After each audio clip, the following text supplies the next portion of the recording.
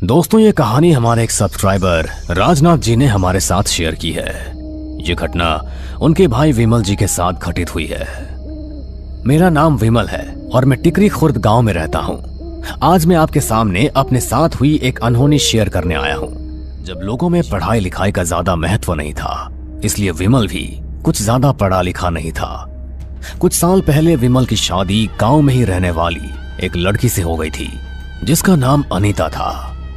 उन दोनों को गांव के ही रहने वाले शुभचिंतक ने बताया कि पास के ही एक गांव मोमपुर में एक ईंट का भट्टा खुला है, जिसमें वो दोनों काम कर सकते हैं।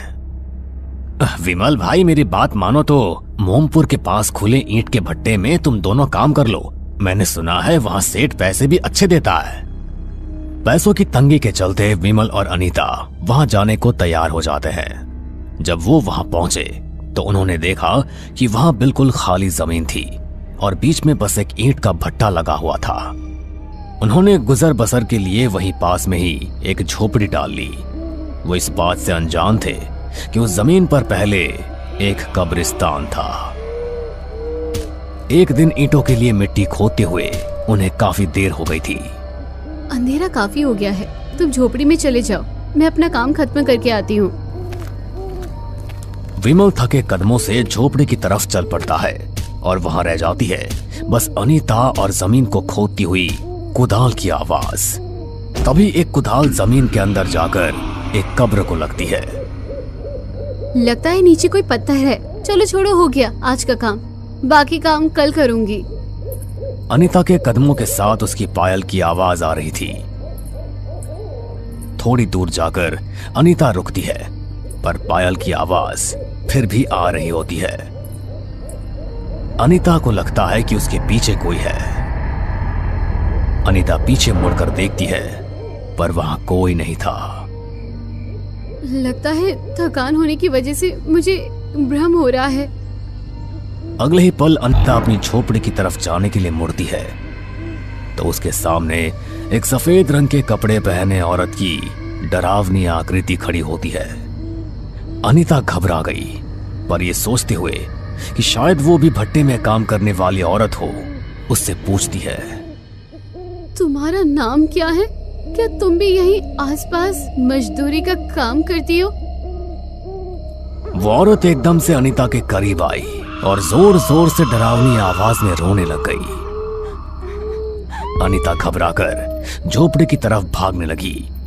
विमल ने अनीता की आवाज सुनी और उसकी ओर भागा। अनीता विमल से लिपटकर रोने लगी। चुड़ैल, चुड़ैल, मैंने देखा, वहाँ एक चुड़ैल है। पर यहाँ तो दूर दूर तक कोई दिखाई नहीं दे रहा है। लगता है तुम्हें थकान के कारण कोई धोखा हुआ होगा। तुम थोड़ी देर आराम कर लो। इस घटना के बाद दोनों जाकर झोपड़ी में सो गए। आधी रात के बाद अनीता को झोपड़ी में घुटन सी महसूस हुई, इसलिए वो उठकर झोपड़ी के बाहर आई। जैसी अनीता वापस लौट रही थी, तभी उसने देखा कि भट्टे की चिमनी पर वही औरत सफेद कपड़ों में खड़ी हुई उसकी ओर देख रही होती है। वो अनीता की ओर इशारा करती है और चिमनी से उतरकर अनीता की ओर आने लगती है। अनीता भागती हुई आकर झोपड़ी में लेट जाती है। उसे बिल्कुल भी नींद नहीं आती और वो बस किसी तरह से सुबह होने का इंतजार करती है। उसे महसूस होता है कि वो औरत उनकी झोपड़ी के बिल्कुल बाहर आकर बैठ गई है और भयानक तरीके से रो रही है। अनीता इतना ज्यादा डर गई थी कि उसका पूरा शरीर बिल्कुल अकड़ चुका था। वो चाहकर भी विमल को उठा नहीं पा रही थी। तभी अचानक से विमल अपने आप करवट पलटकर अनीता की ओर देखता है। अरे अनीता, क्या हुआ? तू ऐसे कैसे बैठी हुई है? क्या हुआ तुझे? तू होश में तो है ना? अनीता कुछ बोल नहीं पा रही थी। तभी दिन निकलने लगता है और उस चुड़ैल की रोने की आवाज आनी बंद हो जाती है और अनीता भी होश में आ जाती है। वहाँ बाहर कोई है, सफेद कपड़ों में। विमल अनीता को लेकर बाहर निकलता है।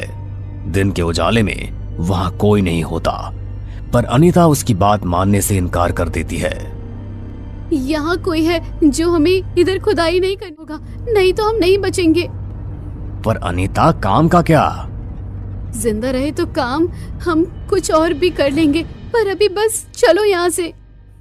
अनीता के जिद करने पर विमल उसकी बात मानकर वहां से वापस चला आया और उस दिन के बाद से वो दोनों बोल कर भी उस तरफ कभी नहीं गए। दोस्तों, इस वीडियो की अगली कहानी भी हमारे साथ हमारे एक व्यूअर ने शेयर की है, जो उनके साथ हुई एक सच्ची घटना पर आधारित है। तो आइए चलते हैं अब दूसरी घटना की ओर। ये कहानी घटित हुई है गांव में रहने वाली एक लड़की पूनम के साथ। शाम का वक्त था। पूनम यूं ही अकेले घूमने के लिए खेत की तरफ निकल गई थी। शायद 6 बजे का समय होगा। अंधेरा होने लगा था। खेत की पगडंडी पर चलते हुए पूनम को लगा कि उसे किसी ने पीछे से आवाज दी है। उसे वो आवाज कुछ जानी पहचानी सी लग रही थी। ये आवाज तो जानी पहचानी सी लग रही है, कौन है वहाँ? पूनम आवाज का पीछा करते हुए खेत में और अंदर जाने लगी। उसे लगा कि एक औरत उसके आगे पीछे चक्कर लगा रही है। पूनम दाएं देखती तो वो औरत उसके बाएं आ जाती, और जब पूनम बाएं देखती तो वो औरत उसके दाएं आ जाती। ऐसा लग रहा था कि वो औरत पूनम को अपने जाल में फंसाकर उसके शरीर पर कब्जा करना चाहती हो। पूनम, तुमने मुझे पहचाना नहीं? दीदी, मैंने आपको पहचान लिया है, पर आप मेरे सामने क्यों नहीं आ रही हो? ये सब लगभग 15-20 मिनट तक चलता रहा। तभी वहां उन खेतों में काम करने वाली काकी आई। उन्होंने पूनम को वहां खेतों में अकेले खड़ा पाया। ए पूनम, तू अंधेरे में यहाँ अकेले खड़ी क्या कर रही है? पूनम की तरफ से कोई जवाब नहीं आता। वो बुत बनी वहीं खड़ी रहती है। उसकी पुतलियां पूरी तरह से सफेद हो चुकी थी। काकी जोर से पूनम को झंझोर कर हिलाती है और फिर से पूछती है, तुझे सुनाई नहीं दे रहा क्या? मैं तुझसे पूछ रही हूँ, इस समय तू यहाँ क्या कर रही है? पूनम को एकदम से होश आ जाता है। उसकी पुतलियां जो पूरी तरह से सफेद हो चुकी थी, अब वापस सामान्य हो जाती है। क्या हुआ काकी? आप यहाँ कैसे आई और मैं खेत के बीच कैसे आ गई? काकी काफी समय से उसी गांव में रहती थी। उसके साथ भी ऐसी घटनाएं हो चुकी है, जिनमें छलावे ने काकी को भी अपने वश में करने की कोशिश की थी। पूनम की बात सुनते ही काकी समझ गई कि पूनम के साथ क्या हुआ था।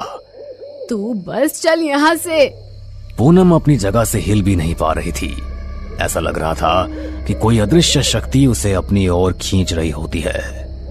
काकी ने जोर लगाकर पूनम को अपनी ओर खींचा और अपने साथ ले गई, और वो रहस्यमय औरत झाड़ियों के पीछे छिपकर पूनम को बताया कि उसने शीतल दीदी की आवाज वहां सुनी थी। पर काकी ने पूनम को बताया कि शीतल दीदी तो उस समय गांव में ही थी, वो खेतों की तरफ तो गई ही नहीं थी। ये सुनते ही पूनम काफी डर गई, और उस दिन के बाद से उसने ठान लिया कि आज के बाद वो अंधेरा होने के बाद खेतों की तरफ नहीं जाएगी। वो समझ चुकी थी कि इस बार तो काकी ने उसे बचा लिया, पर हर बार ऐसे छलावों से बच निकलना कोई आसान बात नहीं है। तो दोस्तों, कैसी लगी आपको ये दोनों सच्ची घटनाएं जो हमारे व्यूअर्स के साथ घटित हुई है, जो उन्होंने हमारे साथ सेक्शन में यस लिखें। और अगर आप चाहें तो अपनी कहानी भी हमारे साथ शेयर कर सकते हैं। हम उसे अपनी वीडियो में दिखाने की पूरी कोशिश करेंगे। धन्यवाद।